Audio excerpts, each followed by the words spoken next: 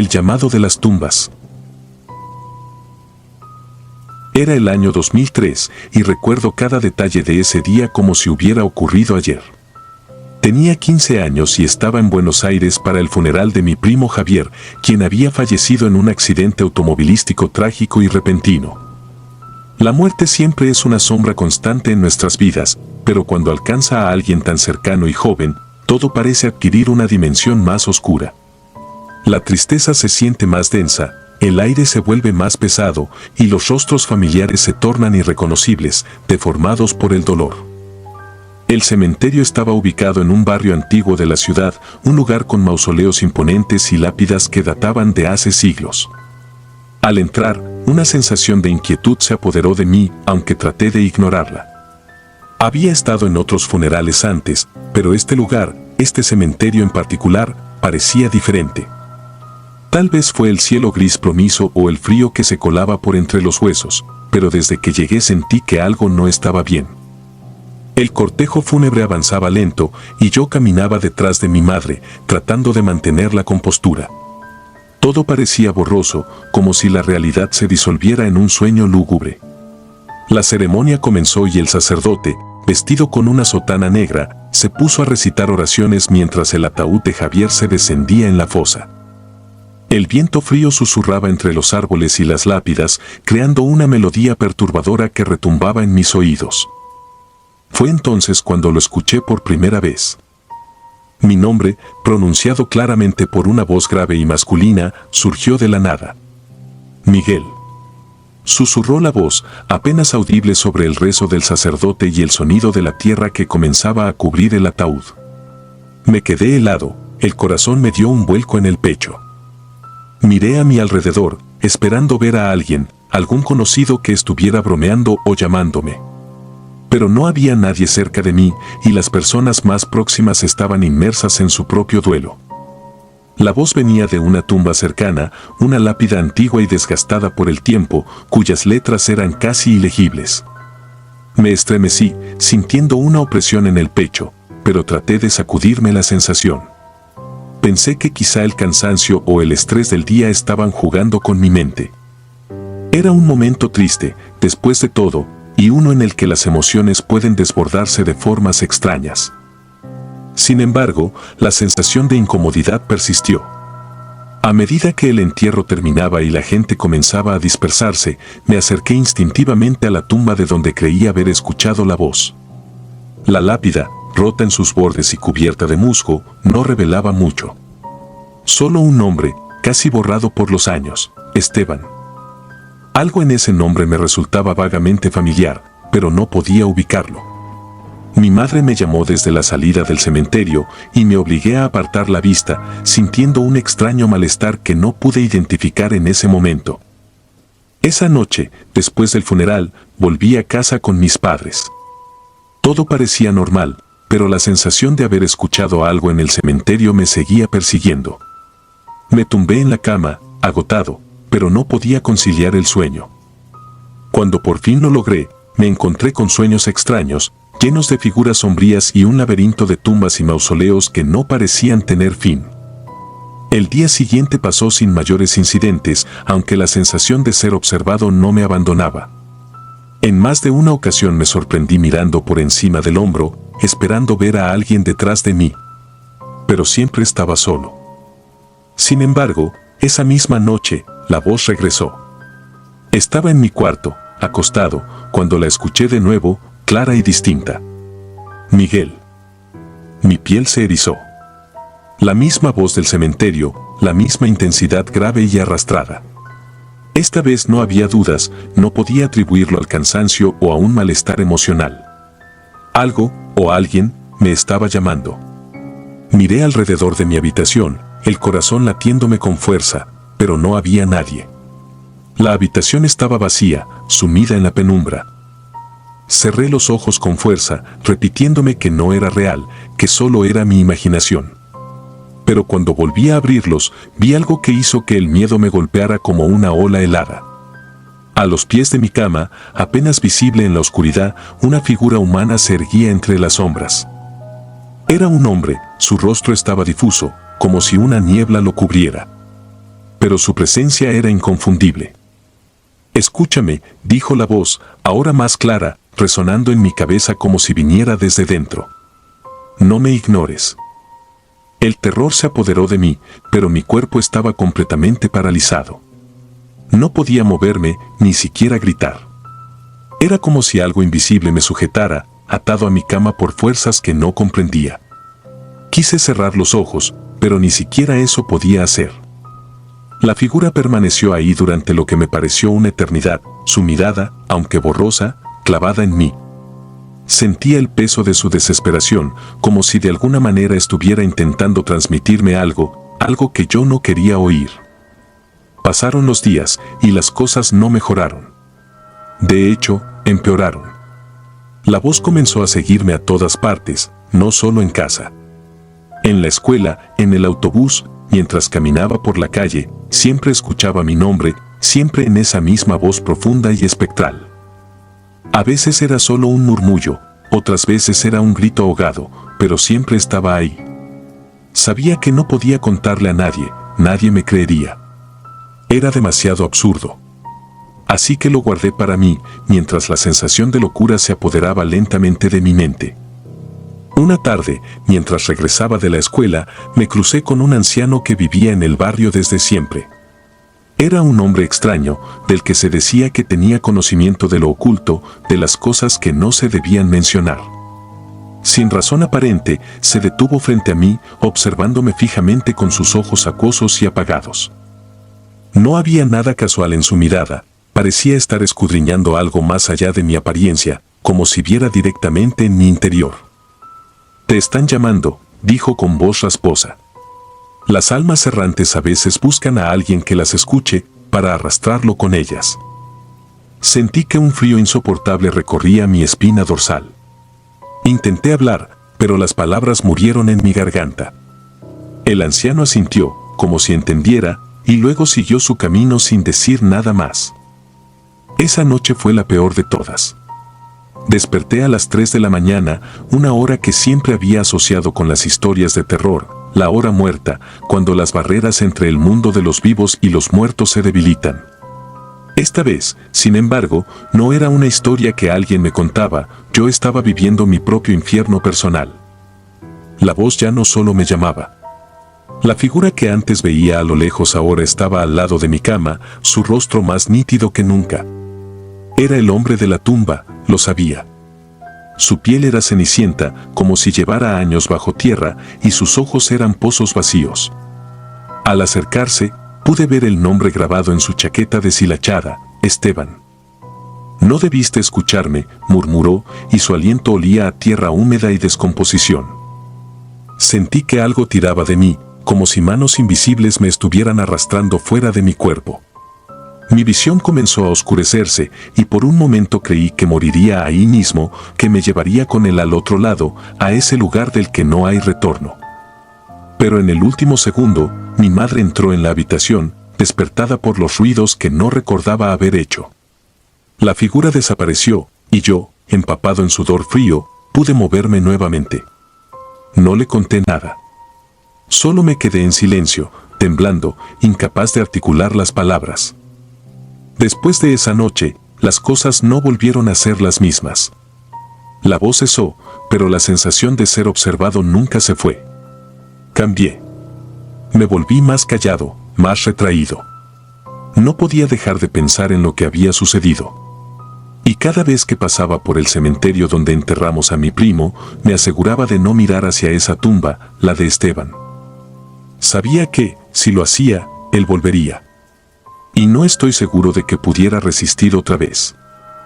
Aún hoy, cada vez que escucho mi nombre en un susurro, un escalofrío recorre mi cuerpo y me pregunto si algún día Esteban volverá a reclamar lo que dejó inconcluso. No la dejes sola.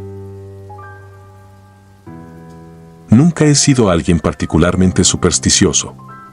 En mi familia, hablábamos de espíritus y apariciones con la misma naturalidad con la que comentábamos el clima, pero siempre lo vi como cuentos. Historias que se narran para hacer más ligeros los momentos oscuros, o quizás para dar sentido a las coincidencias perturbadoras. Sin embargo, lo que viví tras la muerte de mi tía cambió esa perspectiva para siempre. Era una tarde gris en Bogotá cuando enterramos a mi tía María. Su muerte fue repentina, pero no inesperada. Tenía problemas de salud desde hacía años y su partida parecía más un alivio que una tragedia. Su funeral fue modesto, en un cementerio al norte de la ciudad. Recuerdo cómo el aire frío me golpeaba el rostro mientras mirábamos descender el ataúd en la tierra húmeda. Mi madre lloraba silenciosamente a mi lado, mientras yo permanecía de pie, incapaz de sentir más que un vacío. Esa noche, después del funeral, todo parecía normal. La casa estaba en silencio, el dolor presente pero controlado. Mi madre intentaba descansar después de días de preparar todo para el entierro, y yo simplemente quería evitar pensar demasiado en lo sucedido. No fue hasta la segunda noche cuando todo empezó a cambiar. Eran cerca de las 2 de la madrugada cuando el teléfono de la casa sonó. El sonido del timbre me hizo saltar de la cama, un ruido que no se esperaba a esas horas. Mi madre, aún en duelo, fue la primera en levantarse para responder. Yo, curioso pero sin alarmarme, la seguí hasta el pasillo. Recuerdo claramente la expresión en su rostro cuando colgó el teléfono. Sus manos temblaban levemente y su cara estaba pálida, como si hubiera visto un fantasma. «Era tu tía», me dijo con voz quebrada. Al principio, pensé que estaba confundida. El cansancio, pensé. El duelo puede hacer cosas raras con la mente. Pero no quise alarmarla más, así que asentí en silencio y la ayudé a volver a la cama. Al día siguiente, no dijo nada sobre el incidente, y yo, creyendo que todo había sido un mal sueño, lo dejé pasar. Sin embargo, la siguiente noche, a la misma hora, el teléfono volvió a sonar. Esta vez, fui yo quien respondió. Al descolgar el auricular, una voz ronca y familiar surgió del otro lado de la línea. Era la voz de mi tía María. «No me dejen sola», dijo, en un susurro que me erizó la piel. Me quedé en silencio, paralizado, escuchando cómo la voz se repetía una y otra vez. «No me dejen sola en la tumba». El miedo me invadió de golpe, como si una corriente helada recorriera mi columna vertebral. Colgué el teléfono bruscamente, tratando de convencerme de que era una broma macabra o, peor aún, que mi mente me estaba jugando una mala pasada. Sin embargo, la sensación de haber hablado con alguien que ya no estaba viva me perturbó más de lo que me gustaría admitir. Intenté dormir, pero el eco de la voz de mi tía seguía resonando en mi cabeza, como si aún estuviera al otro lado del auricular, suplicando. Al amanecer, no sabía si contarle a mi madre. ¿Qué iba a decirle? Que también yo había escuchado a su hermana muerta pedirnos que no la dejáramos sola.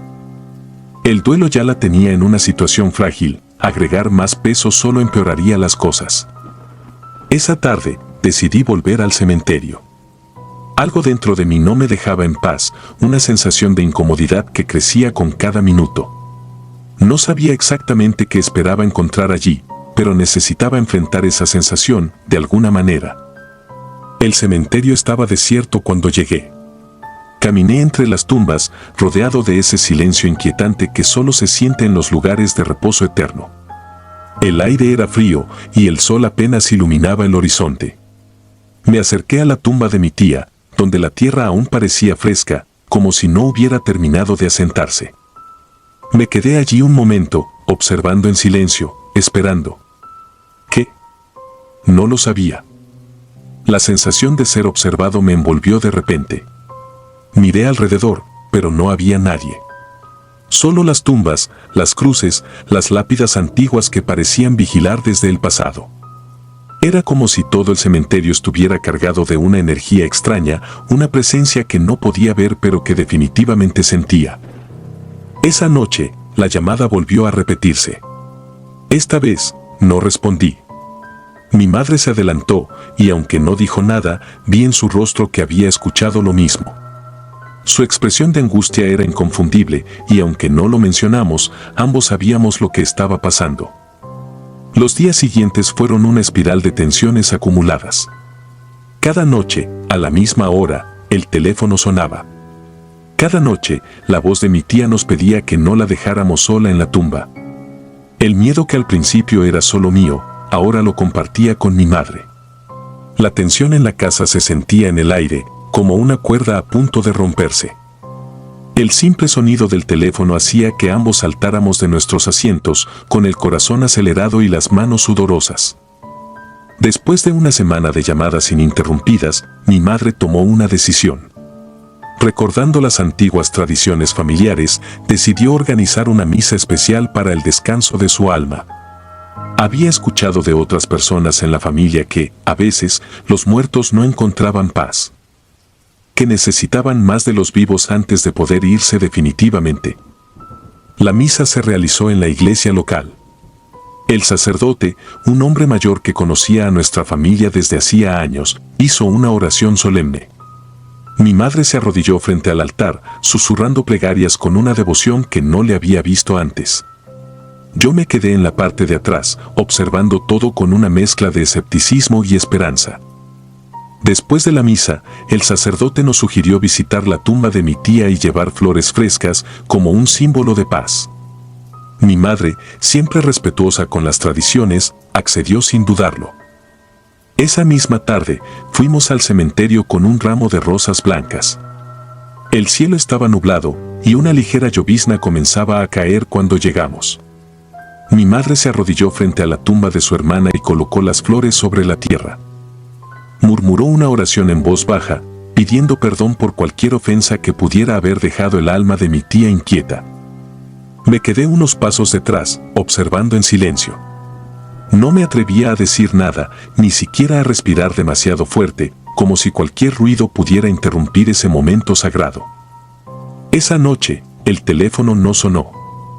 Pasaron los días y, poco a poco, la vida comenzó a volver a la normalidad. Las llamadas habían cesado, y mi madre, aunque aún triste por la pérdida de su hermana, parecía más tranquila. Yo seguía sin poder entender lo que había pasado. A pesar de que todo parecía haber terminado, no podía dejar de pensar en esas llamadas, en la voz de mi tía pidiendo que no la dejáramos sola. ¿Había sido real? ¿O simplemente habíamos sido víctimas de nuestra propia mente, frágil por el dolor del duelo? Pero la paz no duró mucho. Un mes después de la misa, mi madre comenzó a enfermarse. Al principio, eran pequeños malestares, dolores de cabeza y una leve fiebre que atribuimos al estrés. Sin embargo, su condición empeoró rápidamente. En cuestión de semanas, estaba confinada a la cama, débil y agotada, como si algo estuviera drenando su energía. Una noche, mientras cuidaba de ella, me confesó entre susurros que había comenzado a escuchar la voz de mi tía nuevamente. Esta vez, no provenía del teléfono, sino de las paredes de la casa, de los rincones oscuros de su habitación. La voz le repetía una y otra vez la misma súplica: no me dejes sola. Intenté no mostrar mi miedo. Quería creer que solo era su mente afectada por la enfermedad, pero en el fondo sabía que algo más estaba sucediendo. Una noche, mientras dormía en mi habitación, me despertó un ruido suave, como el crujido de pasos sobre el suelo de madera. Me levanté de un salto, pensando que mi madre necesitaba algo. Pero al salir al pasillo, lo vi. Una sombra, delgada y oscura, que se movía lentamente hacia la habitación de mi madre. Mis piernas se congelaron en el lugar. La figura se deslizó por la puerta entreabierta y desapareció en la oscuridad. Tomé aire, tratando de recuperar el control de mi cuerpo, y corrí tras ella. Pero cuando entré, solo encontré a mi madre, sola en la cama, respirando con dificultad. La sombra ya no estaba. A la mañana siguiente, mi madre falleció. Nunca pude explicarlo.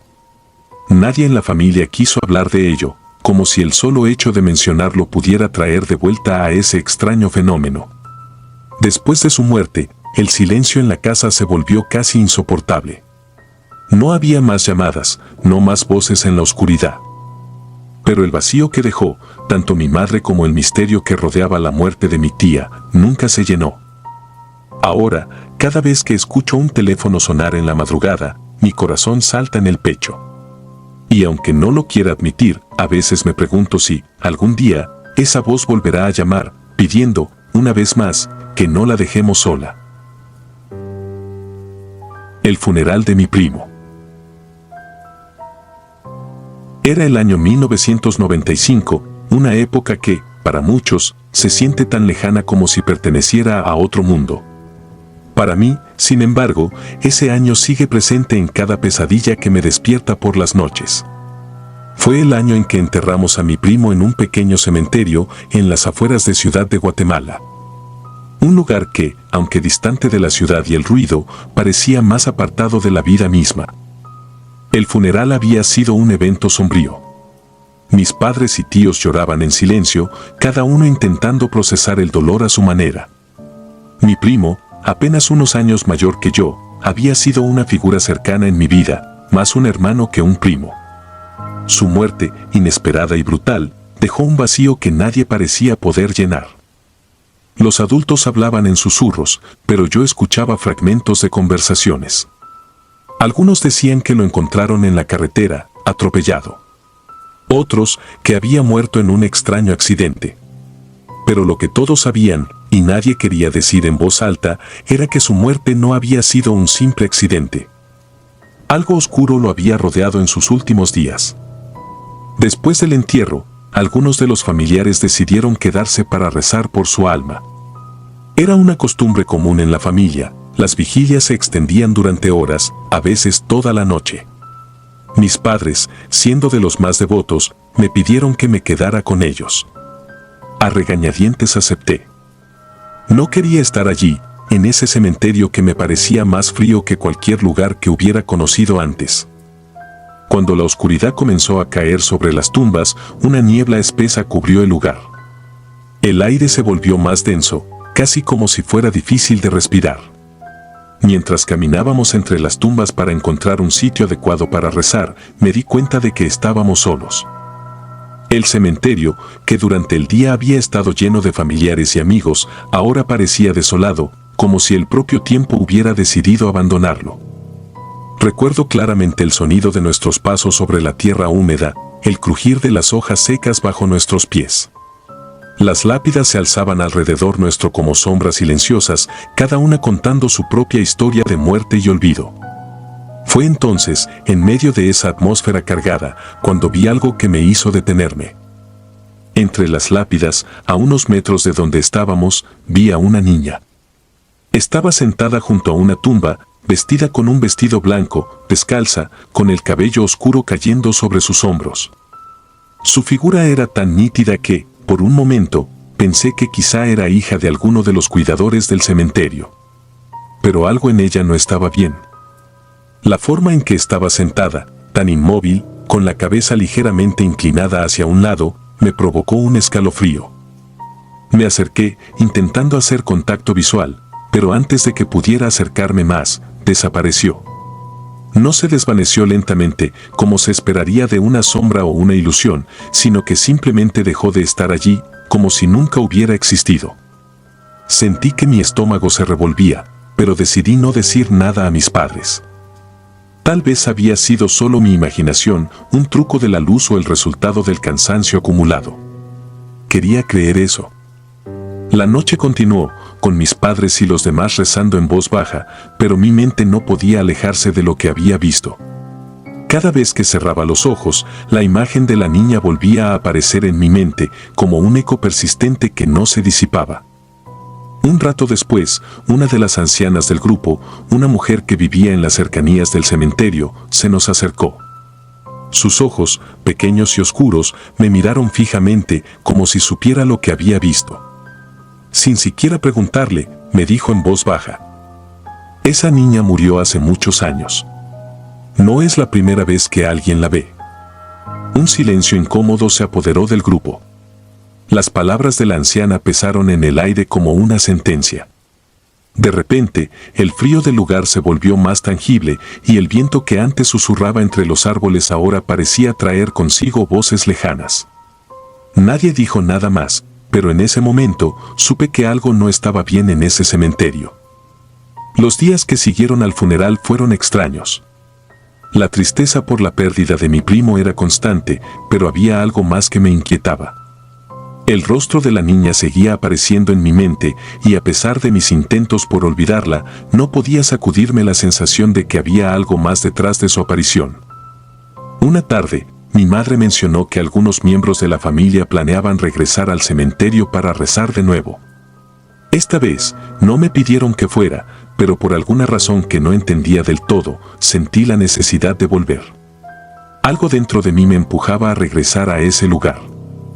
Cuando llegamos, el cementerio estaba igual de silencioso que la primera vez, pero ahora el ambiente parecía aún más pesado.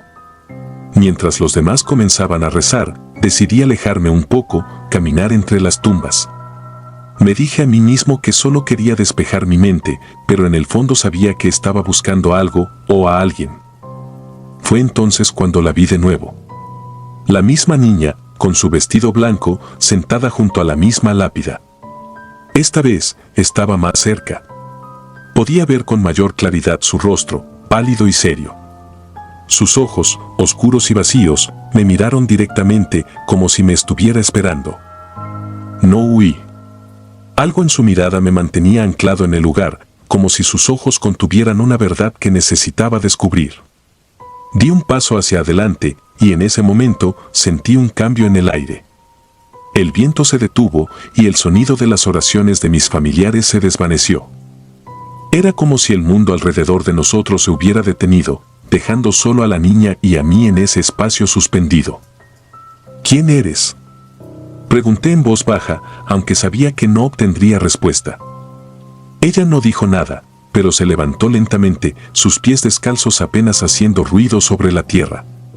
Sin embargo, cuando avanzó un paso, noté algo extraño, sus pies no tocaban realmente el suelo.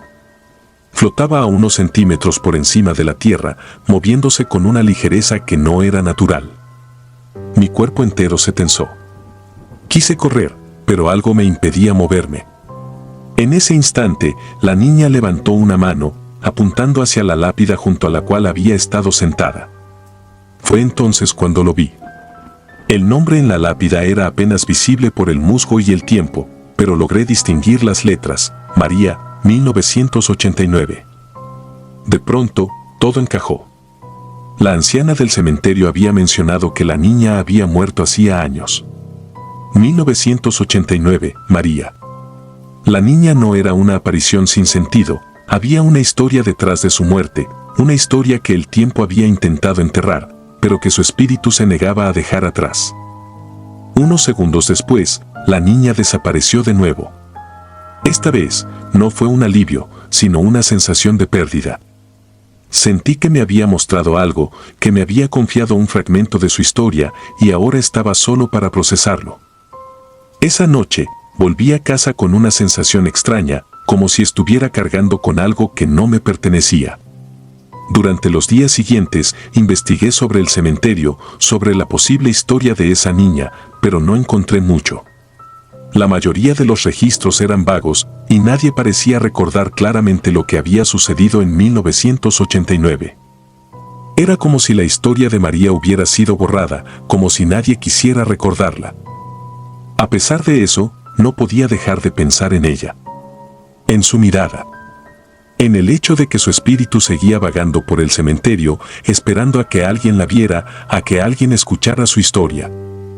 No volví a ese cementerio, pero su imagen me sigue atormentando.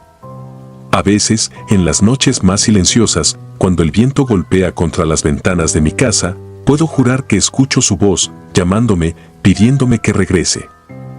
Y aunque sé que jamás debería volver, una parte de mí sigue tentada a hacerlo, como si el destino me estuviera empujando hacia ese lugar una vez más.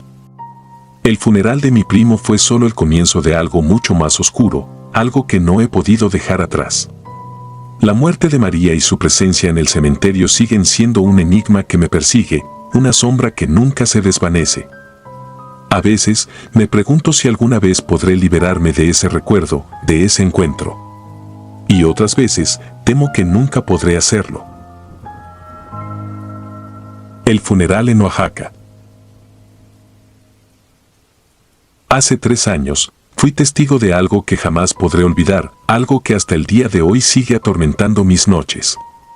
Todo comenzó cuando recibí una llamada de mi amigo Joaquín, quien me invitó al funeral de su prima en un pequeño pueblo de Oaxaca.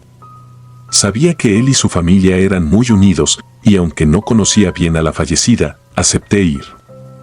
Nunca me imaginé lo que sucedería esa noche. El viaje desde la ciudad fue largo y agotador. Las carreteras serpenteaban a través de montañas, desfiladeros profundos y aldeas que parecían olvidadas en el tiempo. Oaxaca es un lugar de contrastes, una mezcla de lo moderno con lo ancestral, lo vivo con lo muerto.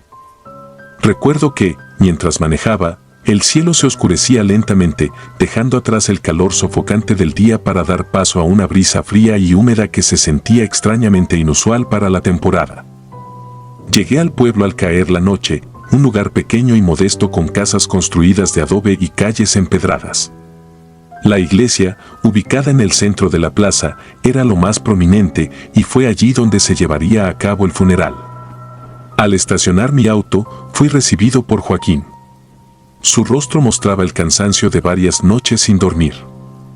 Su prima, una joven madre de solo 24 años, había muerto durante el parto. Dejó atrás a un hijo recién nacido que, según me contó Joaquín, había sobrevivido milagrosamente a pesar de las complicaciones. Mientras caminábamos hacia la iglesia, el ambiente se sentía pesado, como si la misma atmósfera del pueblo estuviera impregnada de tristeza. Las luces de los postes parpadeaban y el aire tenía ese olor a tierra mojada y flores marchitas que siempre acompaña a la muerte en los funerales rurales. Dentro de la iglesia, el ambiente era aún más sofocante. Las velas parpadeaban tenuemente en el altar, mientras las pocas personas que habían asistido al funeral permanecían en silencio. No se escuchaba música, ni palabras de consuelo, solo el susurro del viento colándose por las grietas de las paredes. El ataúd estaba cerrado. Joaquín me explicó que la familia había decidido no exponer el cuerpo de su prima debido a su condición. Esto no era algo que me sorprendiera, pero sí me inquietaba de alguna manera. Había algo en esa iglesia, algo en el ambiente, que me hacía sentir incomodidad. Como si una presencia, invisible pero palpable, se moviera entre nosotros. La ceremonia comenzó de forma sencilla. El sacerdote, un hombre anciano con una voz profunda y desgastada, recitaba oraciones mientras los asistentes se mantenían cabizbajos. Todo parecía transcurrir con normalidad hasta que, de repente, un sonido comenzó a resonar en la iglesia. Al principio fue tenue, como un susurro, pero pronto se transformó en un llanto. Un llanto desgarrador, agudo, que parecía venir de una garganta atormentada. Mis ojos se dirigieron instintivamente hacia el lugar de donde provenía el sonido, el altar. Al principio, pensé que se trataba de algún familiar que no podía contener el dolor, pero nadie en la iglesia se movía. Todos los presentes comenzaron a intercambiar miradas con la misma pregunta pintada en sus rostros. ¿De dónde venía ese llanto? El sacerdote también se detuvo. Giró lentamente la cabeza hacia el altar, sus manos temblaban visiblemente. Nadie se atrevía a hablar y el llanto seguía. Era un lamento profundo, el tipo de grito que atraviesa el alma, que te hace sentir la desesperación de quien lo emite. Entonces, como un rayo, me di cuenta de que el sonido no provenía de ningún humano. Era imposible. El llanto venía del altar mismo. El escalofrío que recorrió mi cuerpo fue indescriptible. Era como si algo primitivo dentro de mí supiera que lo que estaba sucediendo no era natural. Algunas personas comenzaron a santiguarse, murmurando oraciones apresuradas. Pero el llanto continuaba, cada vez más fuerte. Había un peso en el aire, una tensión que hacía que cada respiración se sintiera como una lucha. Joaquín, a mi lado, estaba paralizado. Lo miré, esperando que él me diera alguna explicación, alguna razón lógica para lo que estábamos experimentando, pero sus ojos reflejaban el mismo terror que sentía yo. No sabíamos qué hacer. Finalmente, el sacerdote tomó valor y avanzó hacia el altar. Cada paso que daba resonaba en el silencio de la iglesia, y aunque trataba de mantener la compostura, su rostro delataba el miedo. Cuando llegó al frente, se inclinó sobre el altar y, con manos temblorosas, comenzó a hacer una señal de la cruz sobre el espacio vacío que se extendía frente a él. Entonces, el llanto cesó abruptamente. El silencio que siguió fue peor. Un vacío total que dejó a todos sin aliento, como si el mundo hubiera dejado de girar por un instante. Los asistentes, incluyéndome, intercambiamos miradas confusas y atemorizadas. Algunos se levantaron y salieron apresuradamente de la iglesia, murmurando entre dientes. Otros, como yo, permanecimos inmóviles, esperando, no sé qué. Pero lo peor aún estaba por venir. Cuando todo parecía haberse calmado, cuando creíamos que el extraño incidente había terminado, el ataúd comenzó a crujir. Un sonido débil, pero claramente audible, provenía de su interior. No sé si fui el primero en notarlo, pero al poco tiempo, todos los que quedábamos allí lo escuchamos. Era como si algo, o alguien, estuviera golpeando suavemente desde adentro, tratando de salir. El terror que sentí en ese momento fue indescriptible. Mis piernas comenzaron a temblar y mi garganta se secó. Joaquín me miró, sus ojos desorbitados, como si no pudiera creer lo que estaba sucediendo. Sin pensarlo 2 veces, me levanté del banco y corrí hacia la salida. Otros hicieron lo mismo, y en cuestión de segundos, la iglesia se vació, dejando solo al sacerdote y a unos pocos valientes. El aire afuera era frío, pero se sentía como un alivio comparado con el ambiente sofocante de la iglesia. Traté de recuperar el aliento, apoyándome en una pared, mientras Joaquín se acercaba a mí, temblando.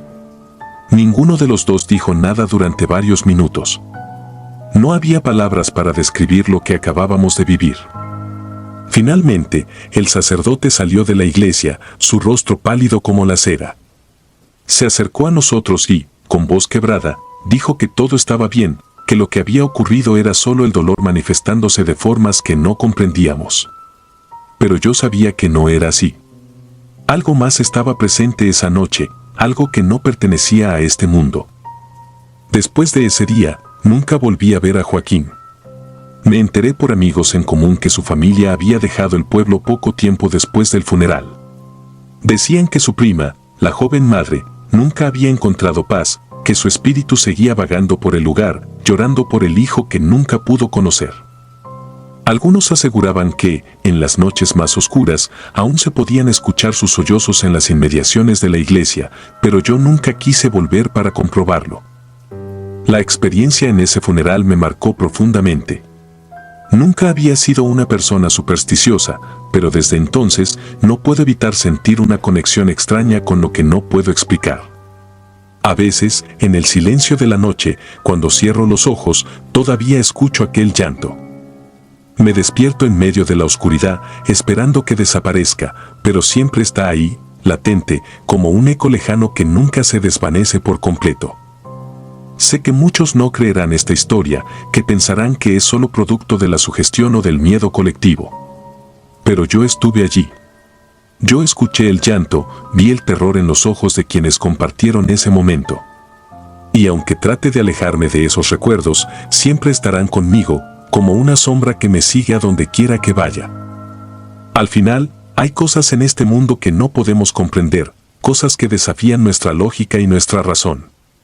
Y a veces, esas cosas se manifiestan en los lugares más inesperados, como en un pequeño pueblo de Oaxaca, en medio de un funeral que nunca debió ser testigo de tanto dolor y de algo más. La curandera. La muerte de mi abuela, la curandera del pueblo, había sido un golpe devastador para todos nosotros. Había crecido en esa casa vieja de madera, rodeado de las plantas, hierbas y ungüentos que ella preparaba con cuidado. No importaba si era un resfriado o un mal de ojo, la gente del pueblo siempre acudía a ella en busca de ayuda. Pero para algunos, especialmente los más supersticiosos, mi abuela era algo más que una simple sanadora. Algunos la llamaban bruja. Yo nunca lo creí, aunque había cosas en su vida que no lograba explicar. Era una mujer callada, siempre con una mirada que parecía ver más allá de lo visible. Se rumoreaba que conocía secretos de la naturaleza y de las almas, que podía comunicarse con los muertos y manipular energías invisibles para la mayoría de nosotros. Pero yo la veía como mi abuela, la mujer que me había criado y que siempre estaba allí con una sonrisa, aunque a veces fuera una sonrisa sombría.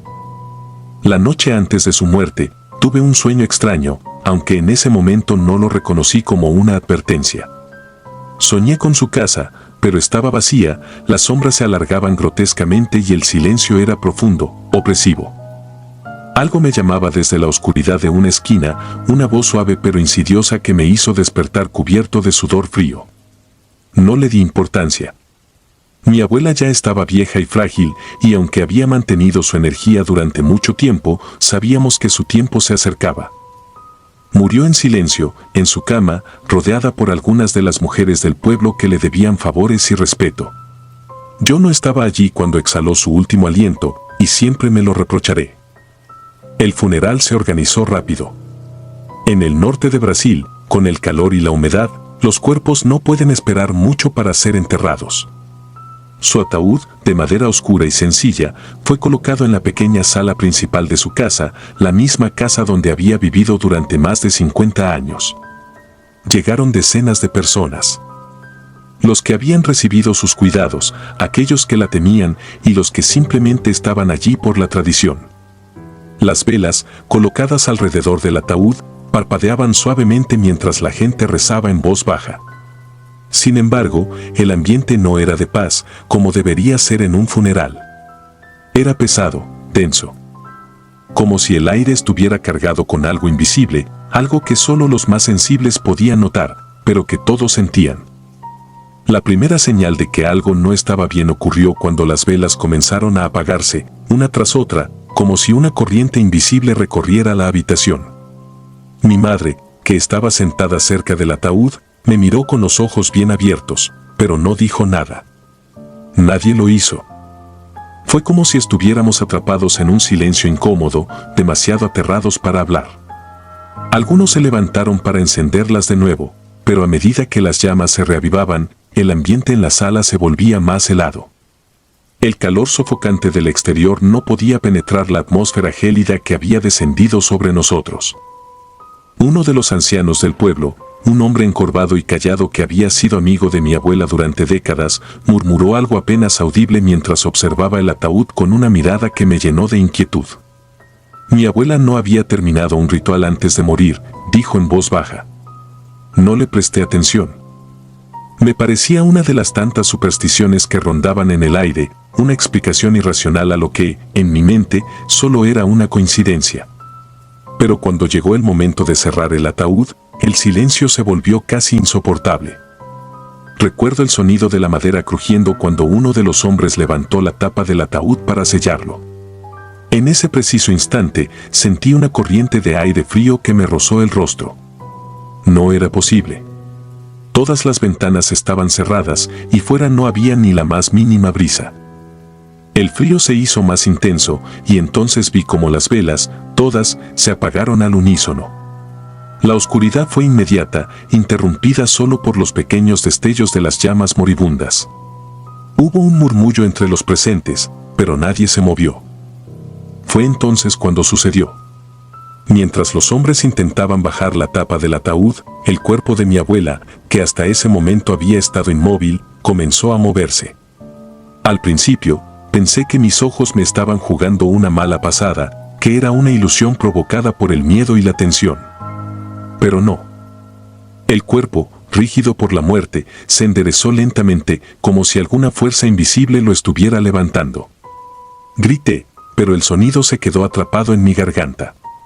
Alrededor de mí, escuché suspiros de horror y algunas exclamaciones, pero todos estaban tan paralizados como yo.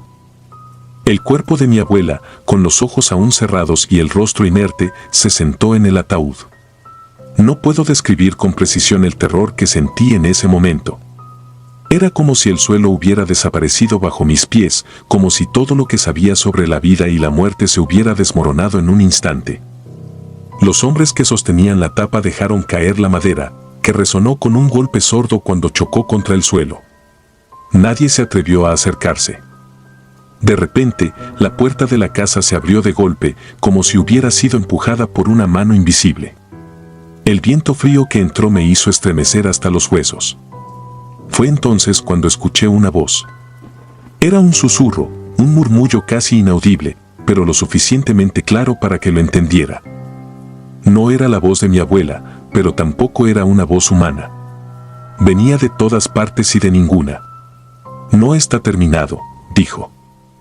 Los ancianos del pueblo comenzaron a rezar en voz alta, algunos cayeron de rodillas, implorando a Dios y a los espíritus que liberaran a mi abuela. Pero el cuerpo seguía allí, inmóvil, sentado en el ataúd, como si estuviera esperando algo. No sabía qué hacer.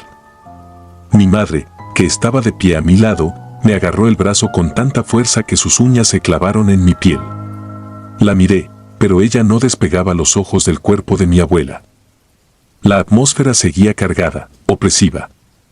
Algunos intentaron salir, pero la puerta que había sido abierta de golpe ahora parecía cerrada por alguna fuerza invisible. Estábamos atrapados. Mi corazón latía con fuerza en mi pecho, y cada segundo que pasaba sentía que me ahogaba en el miedo. Finalmente, uno de los ancianos, el mismo que había mencionado el ritual incompleto, se levantó con dificultad y se acercó al ataúd. Su rostro estaba pálido, y sus manos temblaban mientras sacaba algo de su bolsillo. Era una pequeña bolsa de cuero, vieja y raída, la misma que había visto a mi abuela usar en muchas ocasiones. Con movimientos lentos y ceremoniosos, el hombre comenzó a esparcir un polvo gris sobre el cuerpo de mi abuela, murmurando palabras que no entendía. El aire en la sala pareció volverse aún más pesado, casi irrespirable. De repente, el cuerpo de mi abuela se desplomó de nuevo en el ataúd, como si una cuerda invisible que lo sostenía se hubiera cortado. Las velas, que habían permanecido apagadas durante todo ese tiempo, se encendieron solas, una tras otra, iluminando la sala con un resplandor tenue pero cálido. El frío que había sentido desapareció tan rápido como había llegado. El ambiente seguía siendo tenso, pero la presencia que todos habíamos sentido parecía haberse desvanecido. El anciano se giró hacia nosotros, su rostro aún pálido, pero con una expresión de alivio. «Ahora podemos enterrarla», dijo con una voz ronca, como si cada palabra le costara un esfuerzo tremendo. El entierro fue rápido y silencioso. Nadie mencionó lo que había sucedido en la casa, pero todos lo sabíamos. Algo había estado mal. Mi abuela, por razones que quizás nunca comprenderíamos del todo, no había sido capaz de irse en paz. Y aunque el anciano había hecho lo posible para rectificarlo, no pude evitar sentir que había algo más, algo que aún no comprendíamos completamente. Esa noche, volví a soñar. Esta vez, vi a mi abuela, parada al final de un camino oscuro. Me miraba con esos ojos que siempre parecían saberlo todo, pero no dijo nada. No necesitaba hacerlo. El silencio, en ese momento, lo decía todo. Nunca volví a sentir su presencia después de esa noche. Pero aún hoy, cuando cierro los ojos y pienso en ella, el aire a mi alrededor parece enfriarse y por un breve instante puedo oler el aroma de sus hierbas mezclado con algo más, algo que no puedo identificar, pero que siempre me eriza la piel. Si disfrutas de los relatos, te invitamos a apoyarnos con un like y un comentario, ya que eso nos ayuda muchísimo. Además, si aún no estás suscrito o suscrita, te animamos a formar parte de la comunidad del terror. Muchas gracias por escucharnos y por tu apoyo.